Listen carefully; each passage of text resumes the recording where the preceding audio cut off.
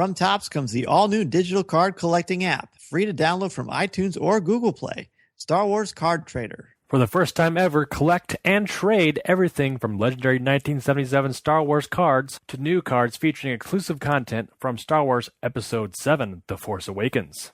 All from the comfort of your mobile devices. Star Wars Card Trader. These are the cards you're looking for.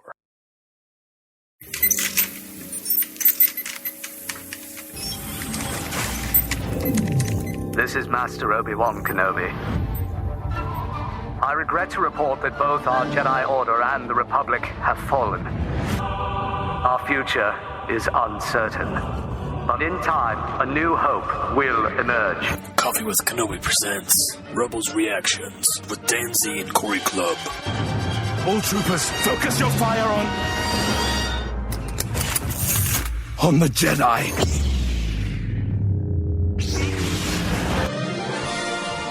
Come with us. Learn what it truly means to be a Jedi. I'm in space. And I'm about to die. We need an opening. Found one. What did he say? He said hello, hyperspace.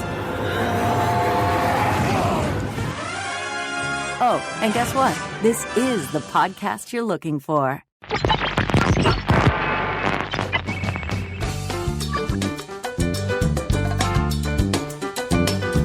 Welcome to Rebels Reactions, where Coffee with Kenobi examines Star Wars Rebels through a critical lens. On today's show, we will be discussing Always Two There Are, Episode 5 of Season 2. Joining Jeff McGee and myself is Coffee with Kenobi blogger and great Star Wars fan, Mediocre Jedi. Welcome, MJ. Hey, good evening. Thank you for having me on, guys. Oh, thank you for being on. Jeff and I were just talking about this, and Corey and I have mentioned it many times, but we had the very, very good fortune of spending a lot of time with you at Celebration Anaheim, and of course we've become fast friends, as so often happens in the Star Wars universe, and we are thrilled to have you on Coffee with Kenobi. This is your first actual podcast appearance, isn't it? It is indeed. Very first time.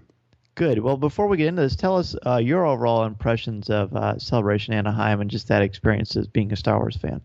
You know, it was fantastic. Excuse me. I'd done a couple cons before, and I kind of always felt like I was doing my own thing, going from place to place. It did not feel that way at Celebration at all. Everywhere you looked, and it wasn't just because of Star Wars, but just like-minded people, I suppose. Everyone was very friendly and welcoming. It was also nice to finally put faces to names of people that I'd met on Twitter, which is actually, since I joined Twitter in early 2014, which is where my whole Star Wars fandom and base of fellow Star Wars fanatics really exploded. So Celebration was fantastic.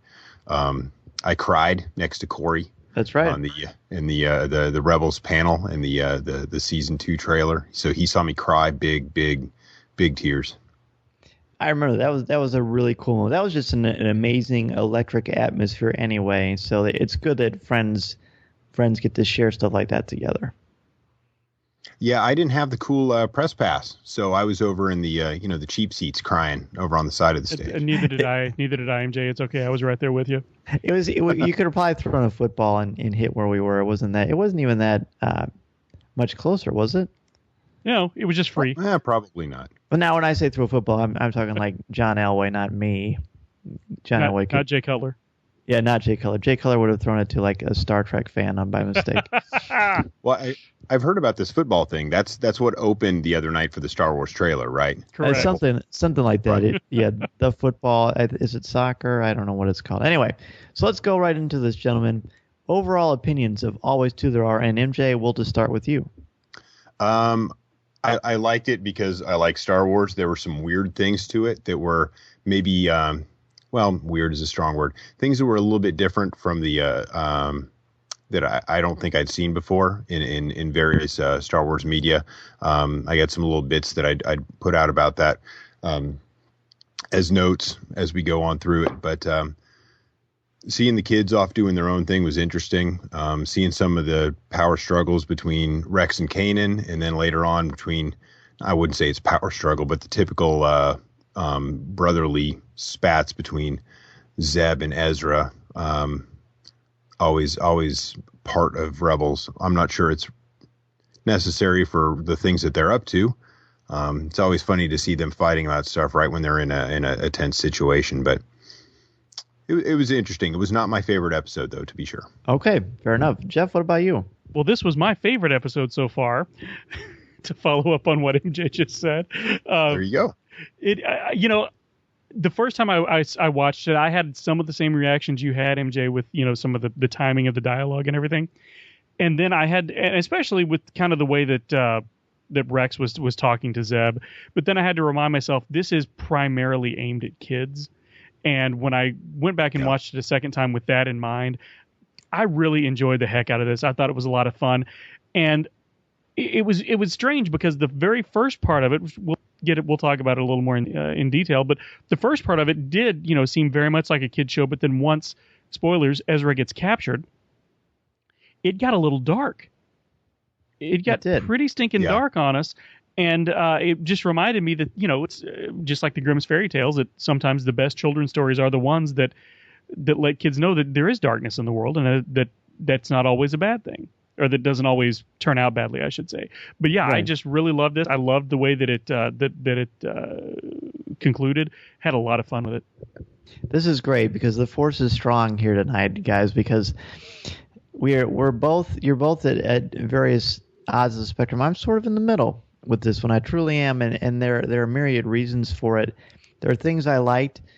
There are things that there's nothing in it I didn't like, but some of it resonated more deeply with me. Let's look at the very beginning of the episode. How do we feel about the way the entire crew of the Ghost responds to Rex in this opening scene? Jeff, what about you? Well, I buy it. I don't have a problem with it. I think that everybody's reaction to him is fairly appropriate for their character given their experiences.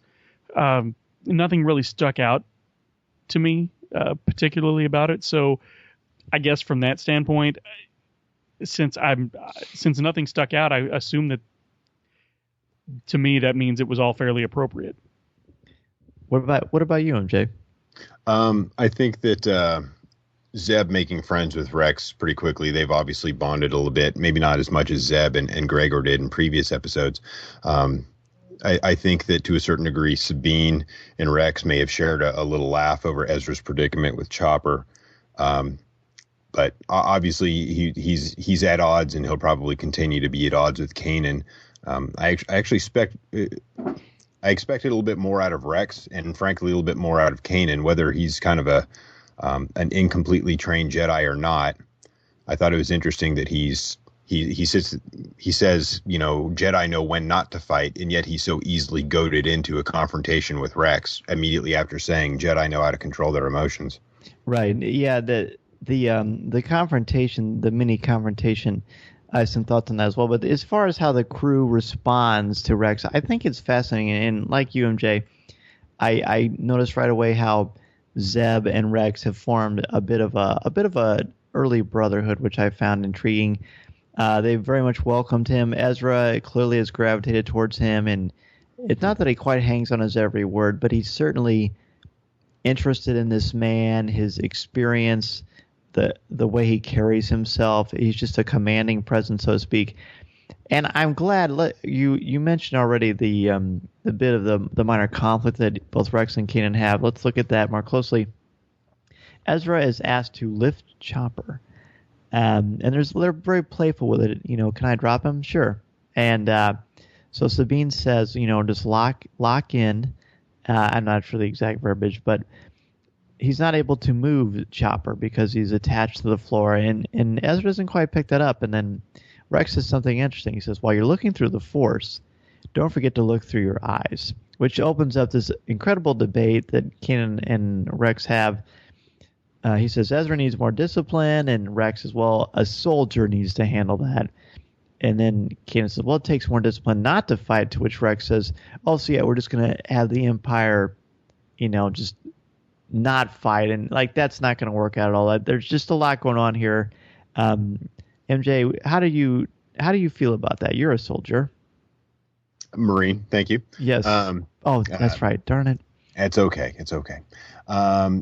I think it's interesting considering that the last time we saw Rex, he was basically avoiding confrontation with the Empire, and yet he's so quick to kind of give Kanan a hard time for avoiding a fight with the Empire. I guess he got won over to the side of the rebels pretty quickly.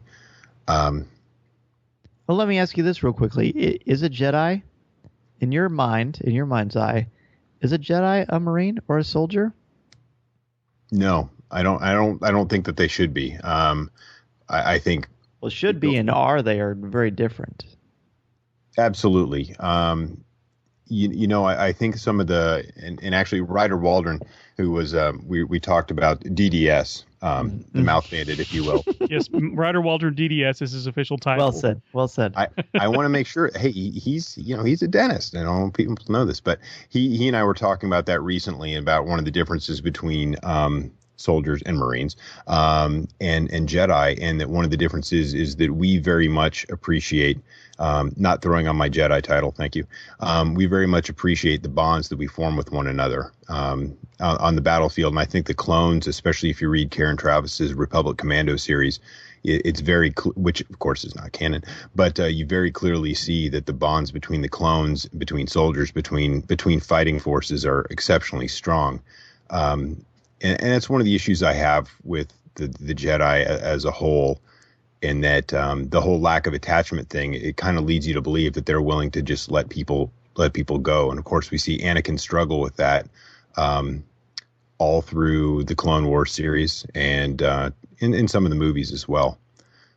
I think they have some of the same qualities. Simply put, the Jedi should not have been Jedi generals in charge of the Grand Army of the Republic, and it's almost like there was some insidious plot to make that all happen. Indeed. Well, and I'm interested also, and I appreciate your insights. Ezra does need discipline, but he's not unruly. He's not, unmanageable. I mean, obviously, Kanan doesn't have a lot of experience training Jedi or future burgeoning Jedis. But yes, there does need to be discipline. But Rex knows very well how disciplined the Jedi are. I mean, he knows it better than anybody. But the fact that he says you better let a soldier handle that, I think there's a bit of bravado. Possibly he's picking at Kanan, and possibly he needs to sort of assert himself as well. What do you think, Jeff? I think you're absolutely right, and that's exactly how I took it. Was he's sort of testing his limits with Kanan to see just how far he can push things with him.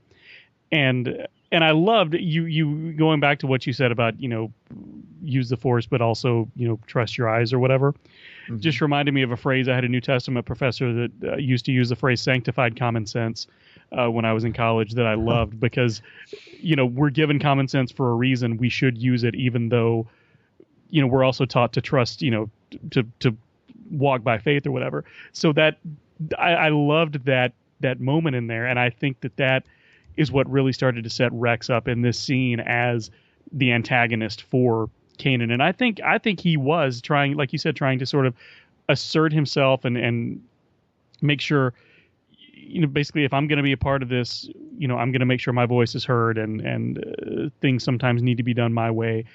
But I also think that he was maybe testing Kanan a little bit, testing his resolve to see just how far he could push him. Well, and we see that a lot. Yeah, it is a very good point. We see a lot of that at the end, which we'll get to at the end of the show, for sure. But interesting about this could have been a Molotov cocktail, this whole Kanan Rex thing. It could have been very trite and very tiresome very quickly, but it's not, because there's a lot of levity to it. It's serious. These guys are serious combatants. They have serious egos, but they're also good people. They're good guys. And so there's a little bit of love there. Like there's serious respect, but there's also a lot of testing. It's a very realistic portrayal, I think, of human emotion. And I like what you said, MJ, about you may be in different factions of a particular brand of the military, but there's that respect there, because you're all in there for a common goal, to protect and to serve and to look out for your fellow man, for mankind. And we see that between the two. Even when Rex calls Kanan out on the whole, it takes more discipline not to fight, and Kanan's like, well, that's not how I meant it. You could see that even Kanan has a little bit of uncertainty about the Jedi dogma or their mantra, and he's very much trying to make peace with himself. Again, as I say oftentimes on this show, he's the most human of all the Jedi. We'll also remember that Rex probably spent more time fighting alongside and seeing the thought processes of, two of the greatest Jedi masters of the age. That's right. Than Kanan ever spent fighting alongside Depa Billaba. Rex had more time doing it. That's right. And he was able to study with them and be a part of this incredible, important part in the history of Star Wars. So then we transition to the abandoned Republic medical station. And I thought it was really interesting that Ezra understands Chopper and Zeb doesn't. I think there's more to it than just the basic, who can understand their puppy sort of thing. I think there's a lot of being said here about communication and the age gap between everybody. That's interesting. I didn't think about that, about it being a technological thing. Kids can work a computer where, an adult can't. I didn't even think about that. I just kind of took it to mean you can understand him, and because he says sort of, doesn't he? I think. Yes. And so I sort of took that to mean, well, yeah, I can get the gist of what he's trying to say, but it does seem like he's being very specific with him, with his understanding. And so I do wonder how much of that is, just sort of Ezra's inherent savvy with it, and how much of it is, just being open to other forms of communication. That's a very interesting point. What about you, MJ? I'm kind of wondering also if Dave Filoni and crew didn't say, ooh, you know what? We're going to have Chopper off by himself with these other two non-droid speakers, even though Sabine understands Chopper. But maybe if they separated, that's going to be weird, not being able to show them talking to one another. So they engineered that just for the sake of the plot moving along. For sure. And I also think it's also true, too, that, Zeb and Ezra obviously talk about a brotherly relationship. They clearly have it. And there were some times during season 1 where I wasn't sure what they were going to do with it. And I thought, oh, Jesus, it's going to be slapstick palooza all the time. But it's not. It's, again, more authentic the way they are growing. And I think the fact that Ezra is more open to understanding Chopper means a couple things. It means that Ezra is a better listener. Because, I think we understand the beeps and boops of R2 just because we've seen these films so much. And you can tell a lot by inflection and tone and basically context clues. Zeb isn't as open to that. Zeb is also a lot older. Zeb is the last of his species, the last of his race, and he's probably more jaded, even though we haven't seen a ton of evidence to support that to this point, although I have a feeling that we will. And he's also an adult, and it's very much a classic trope in children's literature that kids understand things more than adults do, and Zeb is the adult when it comes to this particular faction, the three of them. So it just shows, again, that reinforces that idea that the kids are open to more innocent things and understanding people and looking at things more empathetically, whereas adults very much have their minds set on certain things. Maybe I read a little too deeply into that, but it's it's kind of what I do. Well, it's kind of funny. It's there. Like I said, I didn't think about it, but as soon as you said it, it makes perfect sense to me. I'll buy it. I think it's funny that the group that we're in, that Zeb is considered to be the adult. I know. They might want to consider getting another babysitter. Well, exactly, right. which is why they had to have these three, because it would have been a very, very different outcome if Kanan was there, I think, as well as Hera. So we have a quick flash over to the Empire. And there's an interesting conversation that happens. It only takes about 45 seconds of screen time. But you see the Empire, there's a couple of Imperial officers talking. These mystics are unnecessary, while the fifth brother is ominously staring and blinking in his very unique style, his unique fashion. But Callus recognizes that a disturbance is to be taken seriously. Now, Callus is a high-ranking Imperial officer, as are the other two. Callus takes it seriously. The other two don't like mystics. Guys, what's going on here? I think that's just a callback to A New Hope. Your sorcerous ways have not conjured up, all of that. I think it's just still on data tapes. That's right. It shows the very real fact that just because the Jedi and the Force are common things in the real world, in the Star Wars universe, it's like a ghost story or something like a. They didn't have Han Solo to tell them it's all true. That's right. All of it. Right. If you have now, Twilight Company talks a little bit about that as well. Great book. Basically, without giving too much away, that people are starting to forget about such things. I thought the use of the word mystics was interesting. It's kind of like watching The Walking Dead, and no one actually uses the word zombies. Mm-hmm. They're roamers and biters, or whatever the case may be. So I thought the word mystics was kind of neat. It Agreed. It kind of expanded it a little bit. Well, and they're sort of they're sort of phasing out the old terminology from the vocabulary as well. That's right. a good point. It may have been basically treasonous to even talk about such things. Verboten to say it, yeah. Yeah, maybe that was kind of a code word that people used when they talked amongst each other, and it might also show that Agent Callus, he may not believe in it either, but he's a careerist, and he knows that if his boss thinks that they're a good idea, then he does too. And he's also worked closely with the Grand Inquisitor, and he also knows Vader very well. So, I mean, as well as you could know Vader, I suppose. So he knows that there's something to this. That there's more than this mystic than a mystical, mysterious quality. It shows how private the Sith are, which we already knew, and that was reinforced very much in Tarkin, the James Luceno novel as well. So we go back to the abandoned Republic medical station, and Ezra and Zeb. Go ahead. Say also, I just had to throw in it. I realized that it's a callback to the Republic Medical Station from the Clone Wars and everything, but with the way they approached it and the way that they didn't, if I remember correctly, they didn't have any music when it showed us approaching, which is not something you normally see in Star Wars. It was very spacey, but much more scientific, and it completely reminded me of the Ragnar anchorage from Battlestar Galactica. Ooh, nice. Good callback. Thank you. For my money, the best sci-fi TV show ever done. And I'm talking the modern one. Oh, yep.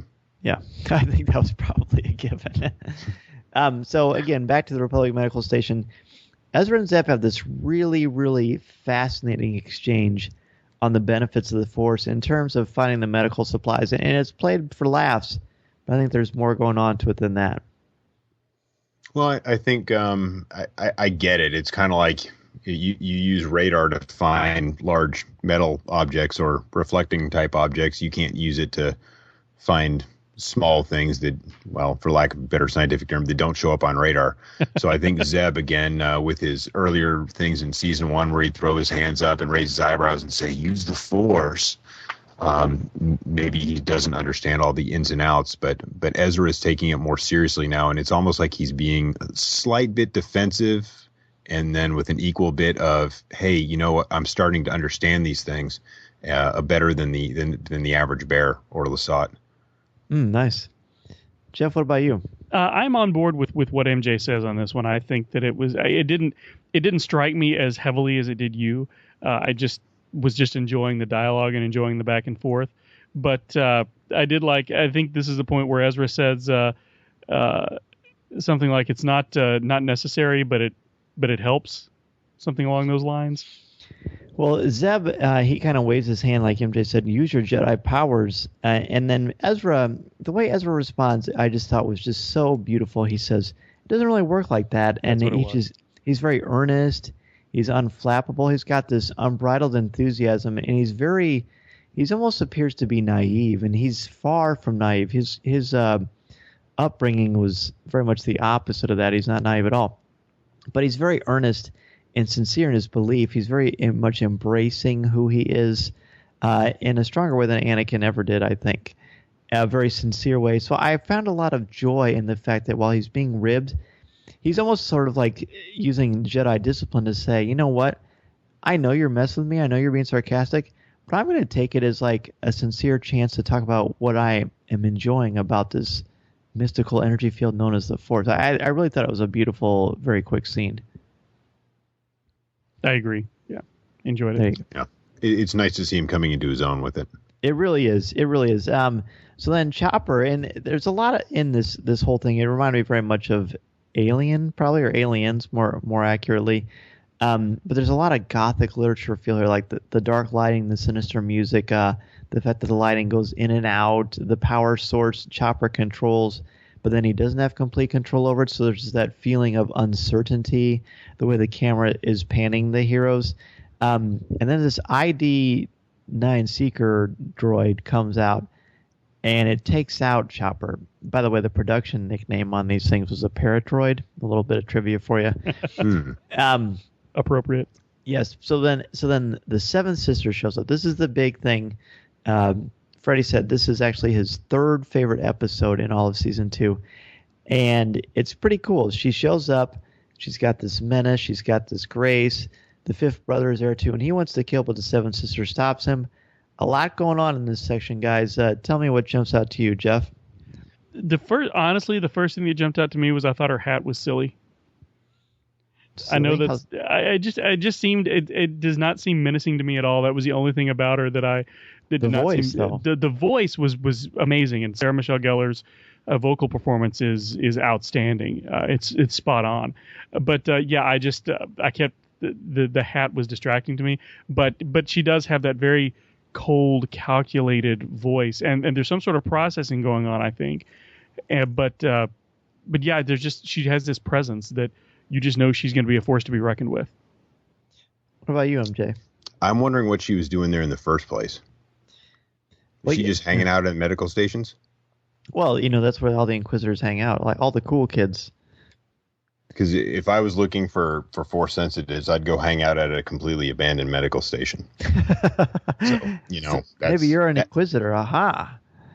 Don't even get started. I no idea why she was there. But I wondered that too. But I think that when the ID9 Seekers were looking, I think they contacted her, and she said, "I'll be right there." So they were apparently close by in that star system. That's what I assumed. Yeah. Oh, okay. I was again going with the whole. It's a 23-minute kid show. Well, let's just press I believe, and here she comes. Sure. But had to keep it moving along. I think her voice actually reminded me a lot of Sarah Michelle Gellar's character from was it Cruel Intentions? Mm-hmm. Yes. Which is probably not relatable to a kid's show, but in many ways the way she was toying with Ezra, the voice, I was like, that sounds a lot like the same character's voice.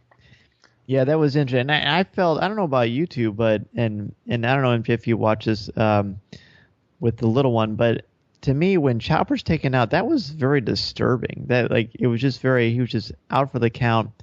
That menacing robot or droid, I can't believe I said robot. That menacing droid was hovering over Chopper. I was actually concerned for Chopper's safety, which I think was interesting that they're able to do this to with a character that at first I was kind of like, oh, okay, whatever, but now I think Chopper's awesome. So that was a very powerful little moment too. As far as droid karma goes, though, I mean, if any droid deserves as an assault by another droid, it would be Chopper. Right. Everybody hates Chopper. No. I love Chopper, him. but he kicked another droid out of a starship, in the last season. I'm just saying, if anyone deserves it, karma-wise, it's just desserts. MJ, besides the voice and the helmet, what are your overall impressions? Just before we get to the Inquisition scene with Ezra, what are her overall impressions of her fighting style, the way she uses her hands, the grace with which she carries herself, and the menace behind her eyes? Tell me your impressions of her as a character so far. Between the two of the seventh sister and the fifth brother, she's the scalpel to the fifth brother's cudgel. Clearly, nice. She is. Thank you. She's got art and style to her fighting. I think as compared to the fifth brother is more of a blunt force guy. I guess it's just what I just said. I thought she was artistic. She was playing. She may have been feeling out his Ezra's capabilities as well. Mm-hmm. Maybe, the Grand Inquisitor was able to pick out in 3 seconds or whatever that Kanan's master was Depa Billaba. And maybe the seventh sister takes a little bit more style, and she was trying some different techniques from different forms to figure out what Ezra knew, maybe trying to figure out who he had trained with, knowing that he couldn't possibly have been trained at the temple. So who is this Padawan been in contact with? I don't know. Yeah, the fifth brother to me is very much in the vein of Savage Opress, but without the cool Clancy voice. I do like the fifth brother's voice, but yeah. Well, then the name of the episode should be "There Could Be Only One." Exactly. That's what the way. And that it's not even that. I like that there are two of them, But I'm more intrigued by the Seventh Sister, and it probably doesn't hurt that Sarah Michelle Gellar has something to do with it as well. I know. I just had to go for the cheap Highlander joke there. Yeah, that's all right. We allow cheap Highlander jokes. Oh, excellent. Yes, very good. Jeff, anything else about these two before we move on to the Inquisitions thing? No, I think you guys said it. Everything I was thinking as well, and I am definitely more intrigued by the Seventh Sister because again, just because that character, she just seems the scalpel seems so much more menacing than the cudgel. Yeah, I like to use that. MJ's analogy. That's very good. I really like that. The way you dissected that. Mm-hmm. Oh, ouch. Yeah, there you go. That said, though, I think that Philip Anthony Rodriguez did a really good job. With the Clancy Brown-ish. He does. Minutes to his voice. He very much does. And if you get a chance, look at StarWars.com under the Rebels section. When you're not reading the Studying Skywalker's latest, of course. And shameless plug. And you can see they have close-ups of both the designs. And if Corey was here, we could have him look at the designs more from his lens. But it's really neat how her lightsaber, which they're both the Inquisitor brand lightsabers, is very much more artistic and almost got like a bit of not an Aztec quality, but it's got a very unique style to it that I liked as well. Hey, it's Dan Z. And Corey Clubb. From Coffee with Kenobi, and we are excited to let you know about the Star Wars Card Trader app from Topps.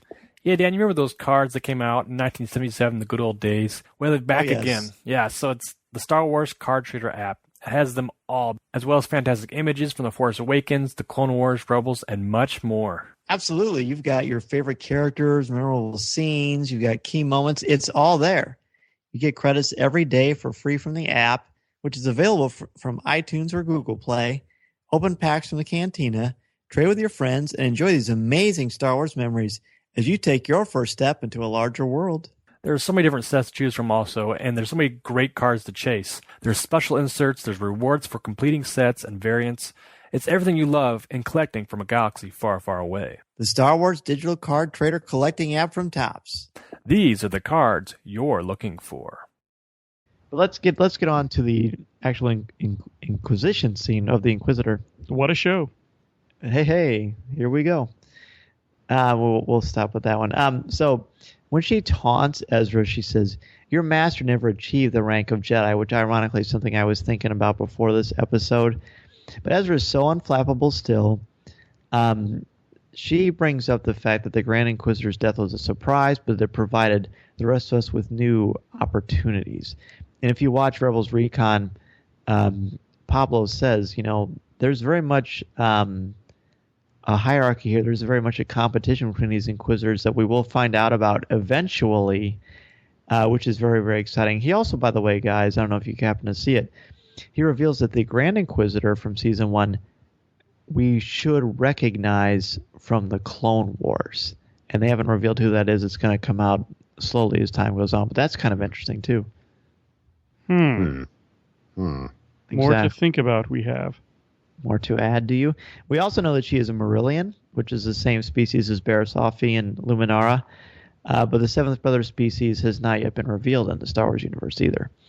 What did you guys think about her techniques for trying to get information out of Ezra? MJ, let's start with you. Yeah, I know that the Darksiders don't tend towards the Jedi mind trick, if you will. It would have been interesting to see her maybe try something along those lines. She was just using standard interrogation techniques as opposed to Force assisted. Would have been neat to see. It was. What about you, Jeff? It was creepy to me. It was again. It was chilling, and this is where I forgot that I was watching a kid's show because it's that there's that threat of menace that is just sort of hovering in the background, and Ezra, amazingly, or I guess maybe not so amazingly, since we do love the character, Ezra never really gives in. No, he doesn't. Even when there's only one time when he shows that he was a bit flammable. That happens a little bit later. The fifth brother goes out and he takes out Sabine and Zeb with relative ease, and he tells the droids to do as they will to Zeb. Zeb does eventually get out of it. He has to use his head literally by smashing the ID-9 seeker droids. But then we go back again to the interrogation scene with Ezra, and she says something that I think found really creepy. Yeah, I love that line. Is it as pretty as you are? I only need you alive, not in one piece. Is that what you're talking about? Yeah, is that the one you're talking about? Yeah, you love that line. Tell me why. I just think because it's creepy. It's very creepy, and in a kid's show, that is chilling. I would be if somebody said that to me, I'd be like, oh my goodness, what are you going to cut off? Well, I think it's cool how there's like gender reversal here because Ezra is quote the damsel in distress, right? And the seventh sister is calling him pretty, which is not often a term used to describe, a man. Unless you're in. Although they did say the word handsome a lot to describe people in the Elizabethan England and things like that. But she very much plays on gender roles in very unique ways, and she's so powerful in the way that she does them. It shows you that she's a tour de force that is not to be taken for granted. Do you think that her use of, besides the obvious gender thing that you just mentioned there, do you think the pretty comment is also kind of a callback to the Wicked Witch of the West? I think it is, and she looks like the Wicked Witch of the West. Now that you mention it, it's also around the time when she reveals the fact that she knows about Ahsoka. Right. So I think there's a little bit of a mirroring there, and Ezra and Ahsoka do have a lot of similarities to them. So that speaks to me a little bit. Interesting that if I'm not mistaken, they didn't ask once about where's Kanan. That's right. They're I think the bigger fish to fry that people have been talking about with Ahsoka having her other missions and bigger fish to fry is the same thing here. Their boss Vader not too horribly concerned with Kanan right now. That's right. They can get Kanan anytime. That's right. Jeff, anything else on this one? No, like I said, I think you guys kind of nailed it, and it was interesting. I didn't think about the fact that they never say much about Kanan. It's all about Ahsoka, and I guess we assume that they know Kanan exists. I assume that she's not referring to Ahsoka when she says your master never achieved the rank of. No, she knows exactly. Okay, so she knows it's Kanan. Yeah. So that was the only thing that I was thinking maybe, but I guess you're probably right. Because Ahsoka's been in hiding. I mean, she's Fulcrum, and they don't even know that is Fulcrum. So she's very much a mystery. Although the only reason that they know is because Vader sensed her. Yeah, I'm wondering also with the Inquisitor's knowledge of their historical knowledge of the Jedi. I mean, Ahsoka, though she never rose to the rank of knight, again fought alongside two of the greatest Jedi masters of the time. Mm-hmm. And whether or not she made knight or not, you'd have to assume that she was a fairly powerful Force user. Oh, absolutely. And she's had, 10 plus years to hone her skills, and she fought very successfully in the Clone Wars. And she could have been a Jedi, and she was offered the title, and she walked away. So she has clearly that skill and that prowess, and she's the biggest threat to the Sith right there, and they know that. So that's why they are trying to get to Ezra. Ezra's reaction to when he thinks Sabine might be hurt is pretty quick. And this is the only time to me that he shows a bit of a flaw. And it's not a flaw. It shows that he's human. Do you remember what it was that where he shows a little bit of weakness when he's being interrogated? Yeah, he's just about to reveal a little bit of information because he's afraid they're going to hurt her. Is that what you're talking about? It says he says, she says that your friends are going to die, and he says, I'm growing more powerful every day. Like he's pretty much saying, no, you shouldn't mess with me because I'm going to get stronger and I'm going to get stronger, which is very honestly more like Anakin than anything we usually see out of Ezra. I think he's just panicking. Yeah. And if it's a 16-year-old's reaction to a very stressful situation. Right. Well, of course it is, but it also shows again his humanity. And they are putting little candy corns out there for us to ingest that, maybe he will step into the dark side a little bit. I still don't believe that's going to happen. But if it does show, everybody has to have some sort of a weakness, some sort of an Achilles heel, and that's his. And I think it's going to be interesting to follow that and see what happens. Now, if he'd conjured up a huge Mama Fearnock at that exact moment, then we would know that he was on to some dark side stuff. Yeah, that would be problematic at best, at worst. So Zeb shows up, and Zeb has a bit of an interesting conflict in the last 10 minutes or so of this episode that I enjoyed. I did love the actual escape, and what is it? General Melroon? How does he pronounce? What is the title he gives himself? I think it's Commander. Commander, yes. Right. To call back to the fruits. I was really interested by the fact that he says everyone seems to know what's going on these days, and he's very unsure of himself, unsure of his role, but he figures it out really quickly, and that is through rescuing his friends. Let's talk about this rescue scene and everything that happened there. MJ, let's start with you. I think it's like one of those watered down, let's get these people out really quickly. I think it's odd that Sabine and Ezra are whispering to one another, nodding up at the ceiling. And again, like a lot of shows where the kids know what's going on, but the adults are right. Idiots. Mm-hmm. So they can, even though they have two Force sensitives who can hear these whispering children nodding at the ceiling, they don't recognize that there's somebody up on the ceiling there. That was one part that bugged me as well.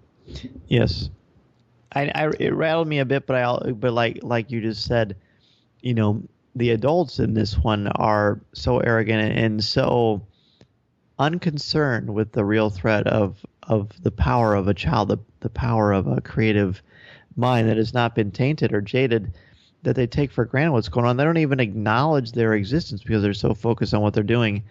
Undermining your enemy, your opponent, is always detrimental, and clearly it is here as well. And Zeb seems to have quite a bit of fun rescuing them. Jeff, you had something about the score I know that you liked. Well, yeah, it just there's a trill in this sequence when they're trying to get out, when they're having sort of the Force tug of war, that sounded like the theme to the Goonies. You remember the sequence where they're down in the wishing well? It just, I don't know. I watched it twice, and both times I had to stop and go, I had to listen really closely to make sure that wasn't something they lifted from Dave Grusin. Oh, good. I like that. That's cool. It's Zeb's rescue is exciting. The scene where they're both using the Force to try to stop the ship and get them from escaping, and they're closing the hangar doors, was very exciting. Why do you think they failed? Because they weren't working together. Yep. I think that's the big takeaway message there. If they'd been on the same track, they would have worked just fine. Well, she called it out. She said, "I can't hold it alone," and he was too busy deflecting, blaster fire. I love that. I don't know. I missed that. I was too busy wrapped up in the fact that Vader would have stopped it right away. But you're right. Of course, it didn't get to that. And it isn't until Zeb takes on the role of protector and he does something where he's involved, that he's able to find success and kind of get his mojo back, so to speak. So they end up going back to the Ghost, and before they actually interact with one another and fill him in on what's going on, we see the end of this little confrontation between Kanan and Rex, and Kanan's, quote, defeat of Rex, end quote, into Jarek, and Rex's reaction to this. I love it so much. And Kanan says, "I'm not sure if I like you more or less now." That was a great little moment. And it plays back to what we said at the top of the show, which is Rex is clearly trying to assert himself in a very respectful, direct way, but he also very much is like the mentor too, which is pretty cool. He's mentoring and teaching Kanan lessons, and Kanan's like, well, dang, he is teaching me something. I'm not sure if I love this or I don't, but it was a nice insight into his character and shows that they're going to have a refreshing way to look at this conflict between the two. MJ, what do you think about all that? Well, I think at the end of season 1, we wondered if Ahsoka was going to be able to help mentor Kanan. And I think, as I mentioned earlier, with Rex having been privy to some of the strategic decisions made by Kenobi and Anakin during the Clone Wars, I think that Kanan could learn an awful lot from Rex as well, especially although Kanan does not want to fight a war, the fact remains that he's probably going to have to, and he doesn't know a whole lot about fighting a war.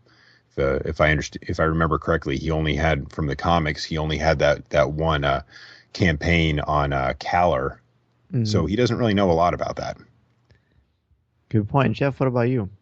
I think MJ's right. I think Kanan is going to need to swallow his pride a little bit and realize that he can learn something from Rex. And I think Rex is going to realize that I think they're going to figure one another out. And I think we saw a little bit of that here.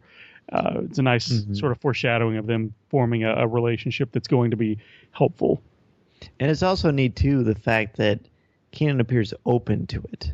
He's not closed-minded. He's open to it, which his biochemistry is such that he's open to this change. He's more malleable and he's not set in stone with his views, which I think is one of the reasons why he's such a refreshing character. When Ezra shows up and he tells him what's going on, Sabine acknowledges first that they never would have escaped without Zeb.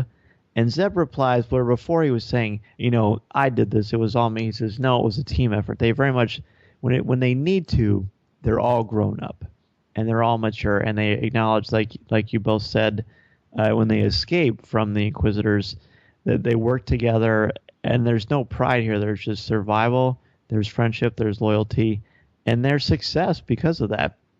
But then they get a little upset with Kanan. He doesn't really get a chance to explain himself. I'm assuming it's because he was in shock.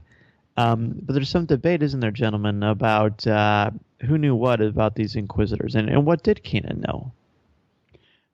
That was the thing, is we didn't get any indication about what he might actually have known just from this exchange. So I don't know if we're going to find more out later, or if we're going to find that maybe Ahsoka knew something else, because we've already figured out that she hasn't told them everything.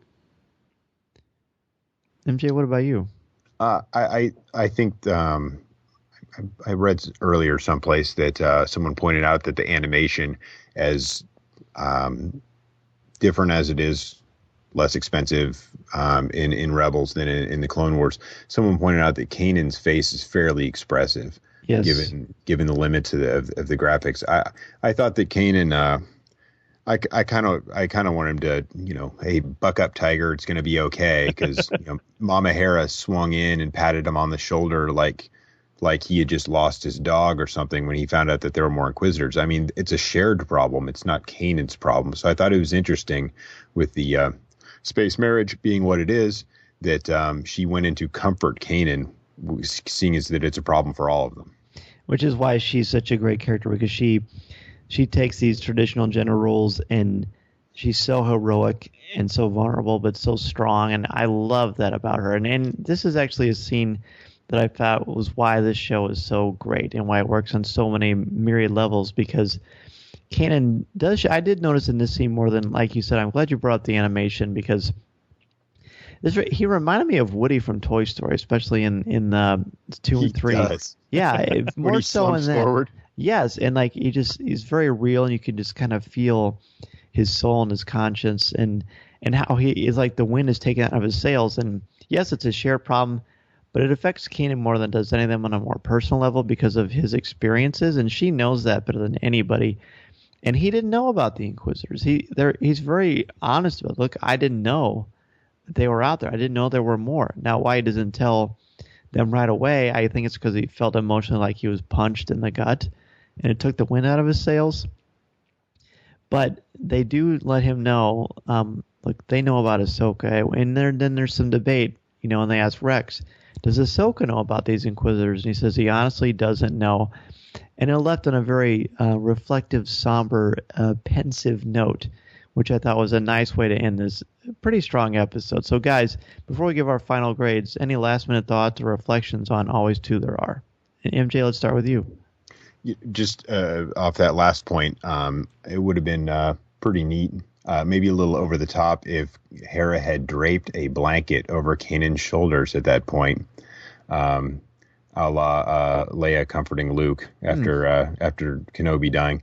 Right. But I it wasn't my favorite episode to be sure. There are other things that I like better. Obviously, as my name implies, I'm mediocre Jedi, not mediocre TIE fighter pilot. I like seeing the Jedi. I like seeing the Force at work, and I like seeing that grand sort of thing. I like to see heroism. And I think we had the kids running around taking care of business. It's necessary to move the plot for the season along, but it wasn't my it wasn't my cup of tea. Jeff, what about you? It was my cup of tea, as I said before. I really enjoyed this one.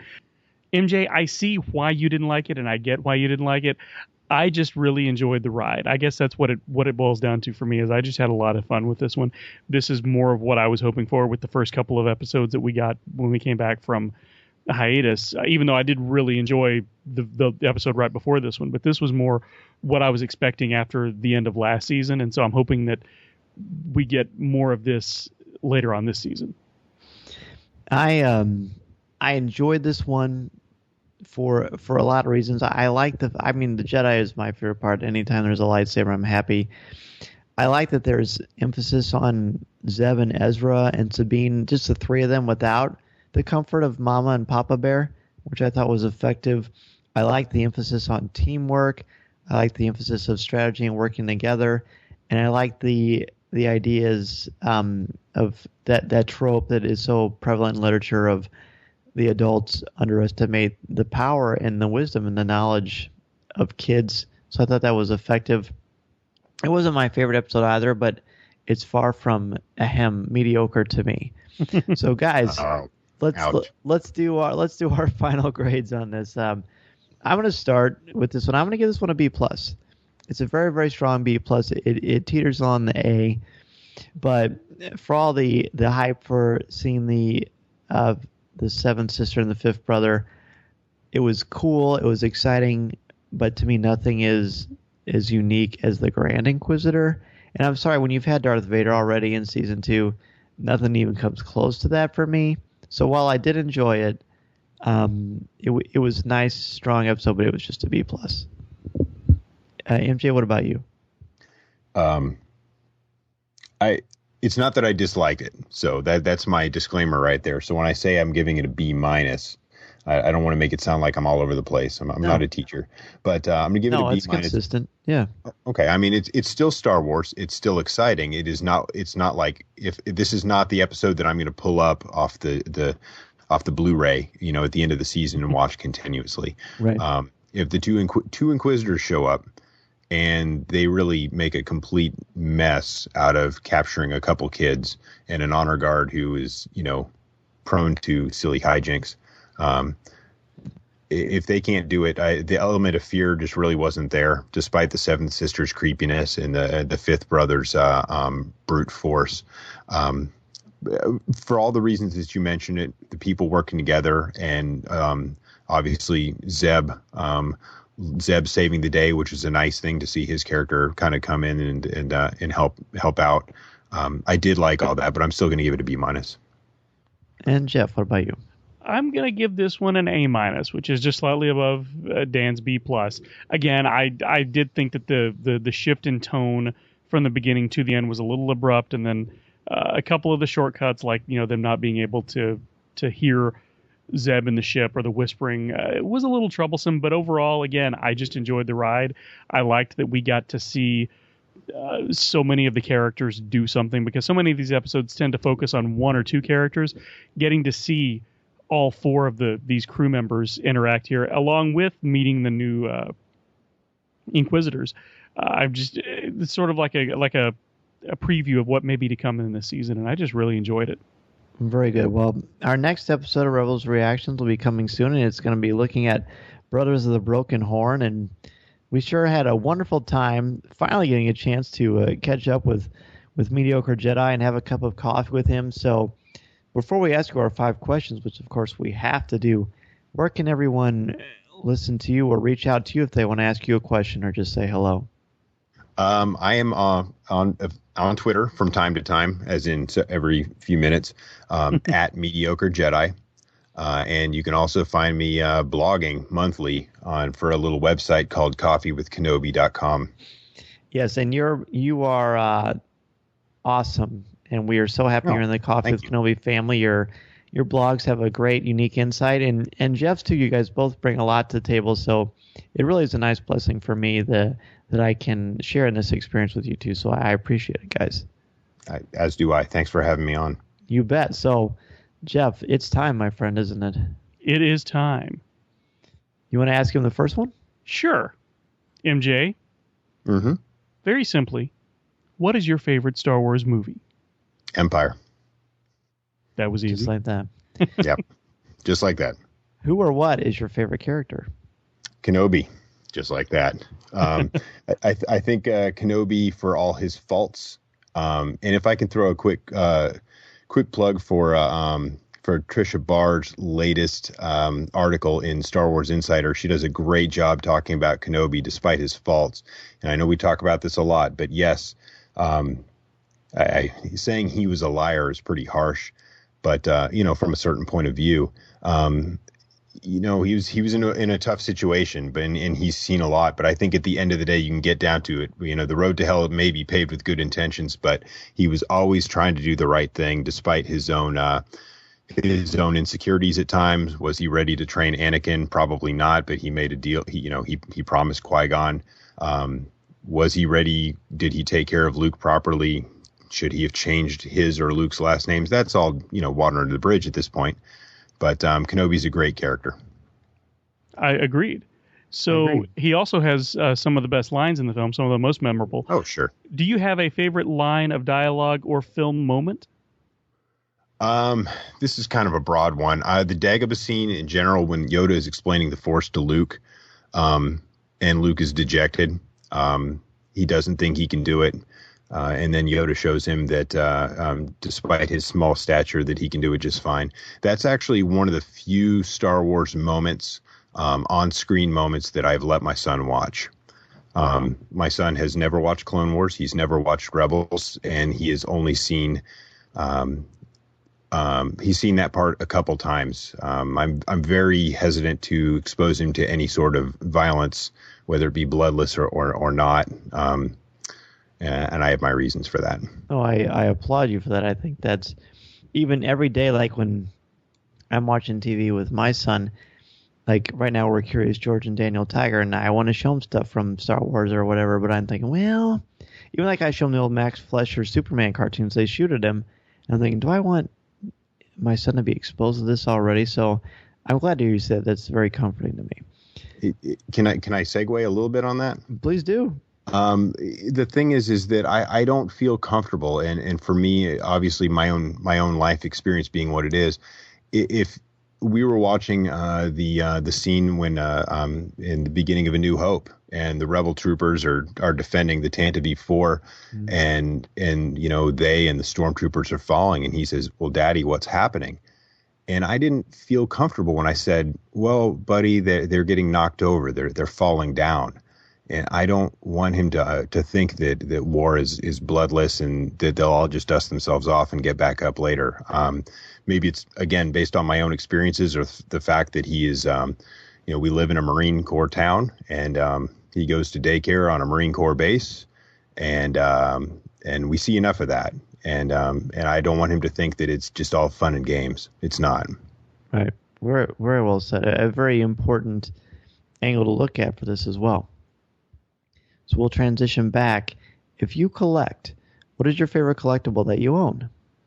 I'm not much of a collector, but 2 years ago, my mom said, "Hey, you know what? We were in the basement and we found some of your old Star Wars stuff." And I flipped out. And I've got the Empire Strikes Back storybook, the one that's got Vader on the cover at Bespin. And I was so excited, and it's got, my mom always made sure to inscribe things in the books when she gave it to us, because I was 5 when Empire came out, and I wasn't going to get to see it the first weekend that she and my dad and my brother saw it, for whatever the reason was, because they wanted to make sure that it would be okay for me. And so they got me the book to make me feel better about it. And that was the first movie the first Star Wars movie I saw in the theater. But it was just so neat to see that. I have a lot of great memories of those books, so I'll share another time. But yeah, that's great. That's awesome. Yeah, I love mine as well, and the pop-up book as well. Mm-hmm. I actually, last time I was there visiting my parents, I went down to the basement and I rescued a couple more books, one of which was the Empire Strikes Back novelization. Mm-hmm. It was really neat to see one of the Yoda scenes when he's training Luke with the seeker droids. It was neat to see Jason Fry do that in Weapon of a Jedi. Was that Weapon of a Jedi? Yeah, in the seeker droids and so basically I asked Jason Fry about that and he said yes, it was intentional that they kind of did a callback to that deleted scene from Empire. Nice. What particular messages or themes about the Star Wars saga resonate or speak to you? I'm thinking hard about this. Yeah, I notice you don't have a quick answer for that one. That's right. No, well, and the thing is that I thought about the 5 questions. Like every time I hear y'all ask someone, I didn't think about it this time though. So you're getting the real deal. I think some of it is because in many ways, everyone's got the Force in them one way or another. And that we are all interconnected. We are, we're luminous beings, and our connection with one another and with nature, it's very important. And I don't know about y'all, but when you go out to, we traveled out to Yosemite not too long ago, and there's just something about standing on a mountaintop in the woods, and you suddenly feel such a great connection to nature. And I think in the real world, that's about that. And love and connection to others and the great feeling you get when you help other people out. That's what the Force is. And I think we all can access that if we really want to. Wonderful. A very poignant, beautiful way to look at it. Mediocre Jedi, it's been such a pleasure having you on Coffee with Kenobi and here in Rebels Reactions. We will certainly have you on in the future. And hey, fantastic. Of course. And we look forward again to seeing what you come up with on your blog for Coffee with Kenobi, as well as your daily hijinks on Twitter. Thanks again, my friend, for being on and having a cup of coffee with us. Well, thank you, Dan. Thank you, Jeff. Really appreciate it. It made me feel right at home as I drank my coffee out of my Coffee with Kenobi mug and wore my Jedi robe. So I appreciate being here. Well, kid, you pulled it off. Was there ever any doubt? Yes. Chopper, get us out of here!